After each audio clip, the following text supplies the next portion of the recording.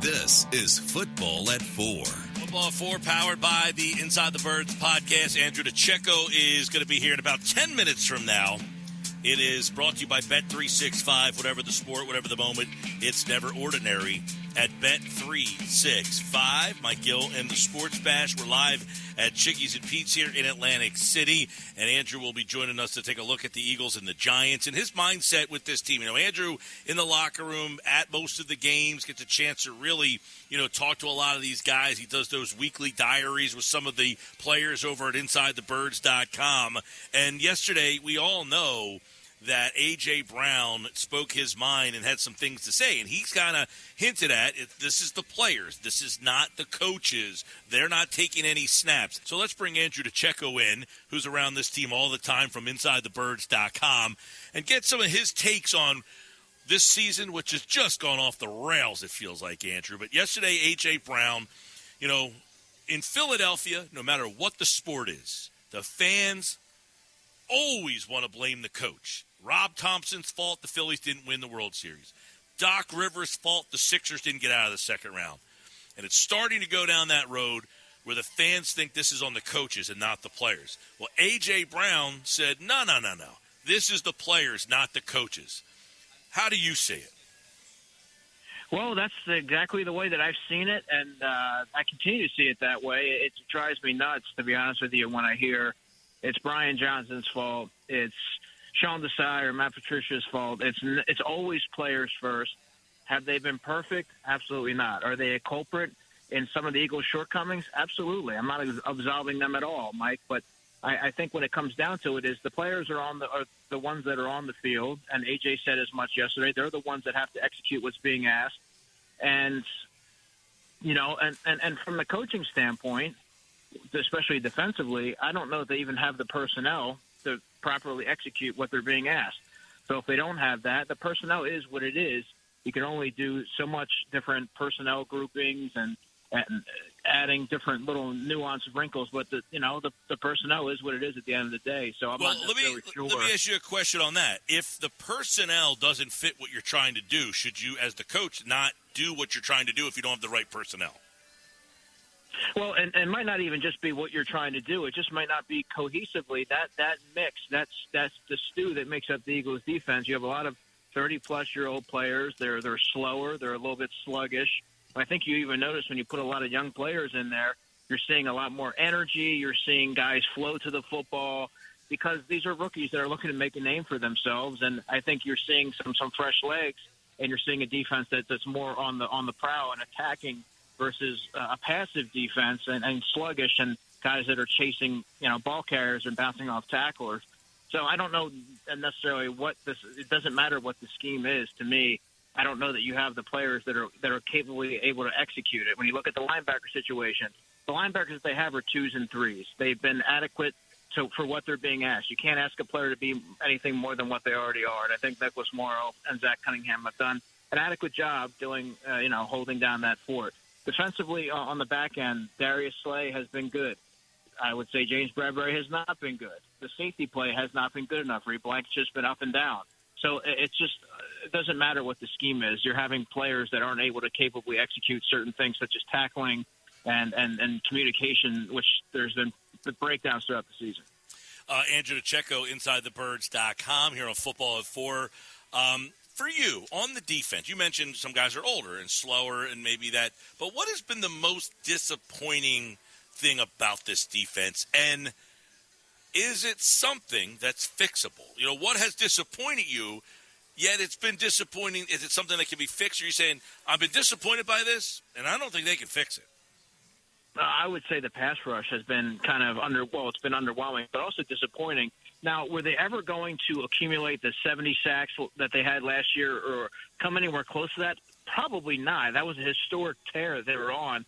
So I think perspective is important there. They still are getting more pressures than they have last season, which is incredible when you think about it. But they're not getting home, and they're not affecting the quarterback by getting hits on the quarterback. And so pass rush and coverage work in tandem.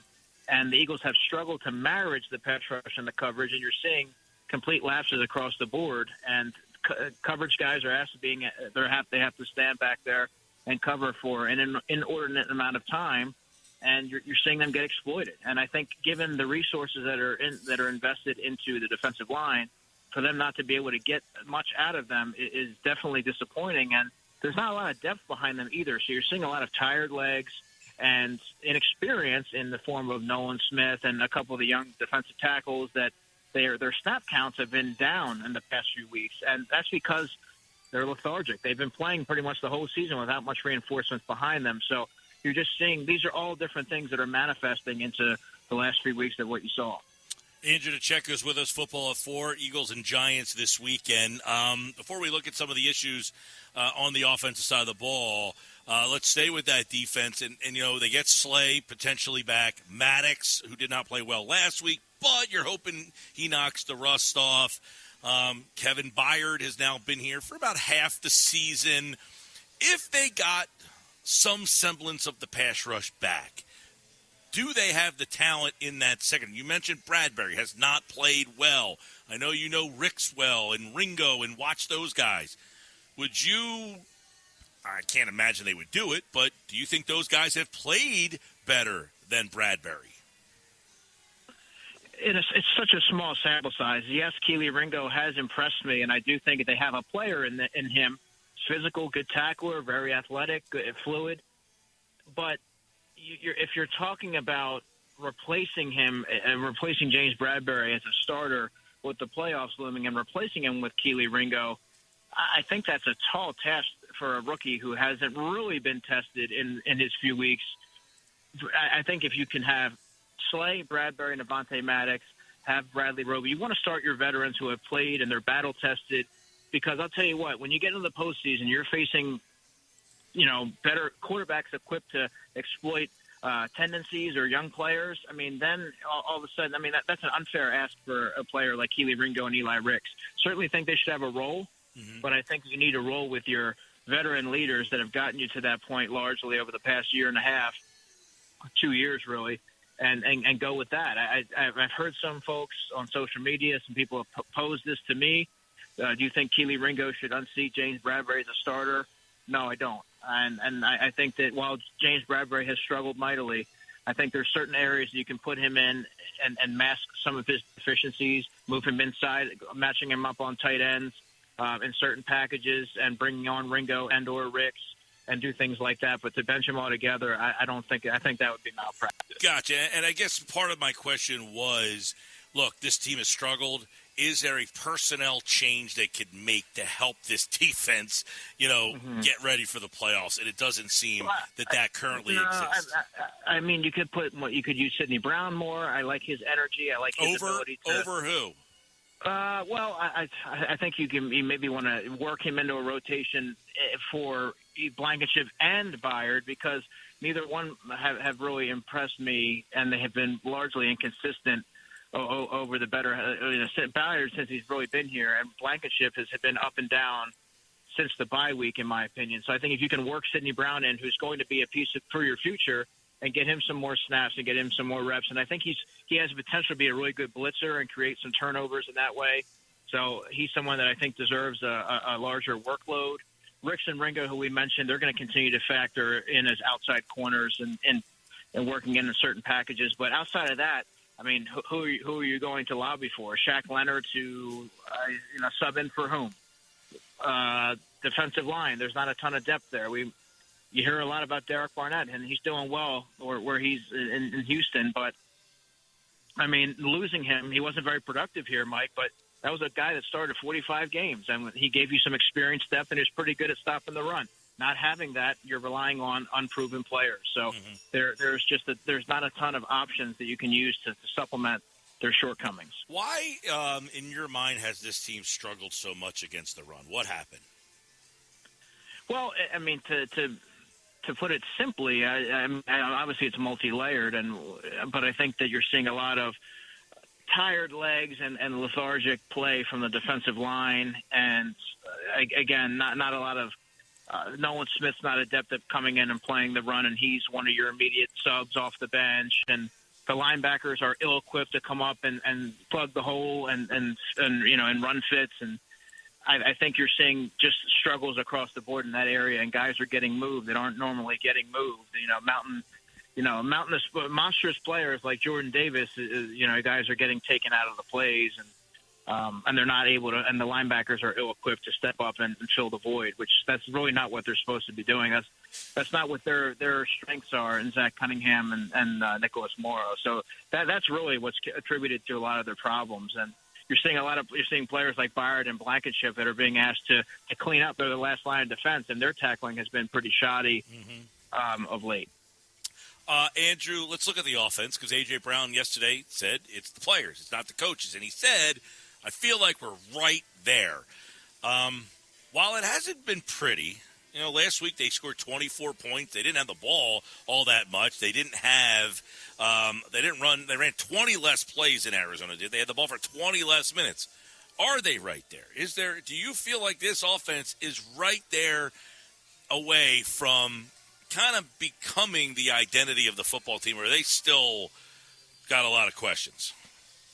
Offensively, I think that they are, just given the talent that they have. They have far too much high-end talent to be underwhelming like they have. And I think that a play here or a play there, and you're talking about a team that's really able to break the game wide open. And there's a lot of pressure, more pressure on the offense than there is the defense, because the offense almost has to put up 35, 38 points a game just to make up for what the defense is going to allow on the other side. And I think that just, A.J. Brown spoke yesterday, and the team is very much together. Everyone's fully bought in. I think that moving forward, knowing what's at stake, knowing that you have all these veteran pillars in the locker room, that many of them have reached the Super Bowl and know what it takes, I think having all that really lends itself to having a stable offense. But defensively, we talked about the personnel. I don't know that they're going to be able to patch things up no matter what they do, given their resources. But I think offensively, they're right there, Mike, and I think that's what they're going to have to lean on moving forward. How would you play this week in terms of the starters? Are you taking this game like, I want to see you come out and give me a complete game? Or are you more on the mindset of, they've had 17 weeks to give me a complete game. Maybe they just need a break, and I'm going to rest guys and let them get healthy and get their minds right and just take my best swing in the playoffs? Or do you think that something can come from this game? Yeah, I would take the latter. I think I don't know what, a Week 18 game playing your starters who you're going to need the following week in a high-leverage spot is going to prove against the lowy New York Giants. Yeah, you'd like to see them be able to blow the doors off early and get out to an early lead and show signs of the team that they really should be and should have been all season long. But, I'm score watching the whole time, and I'm seeing what's going on with Dallas and what's going on with the Commanders, and the game's getting out of hand. Well, guess what? You're taking Hassan Reddick out. You're taking Jalen Hurts out. You're taking Lane Johnson out and different key players, DeAndre Swift, and getting them out of the game and saving them for the next week. Because, again, it doesn't matter. You're not really going to answer any questions or prove anything against a team like the Giants, who the Eagles beat them on Christmas, by the way, and many of them said, yeah, but it was the Giants.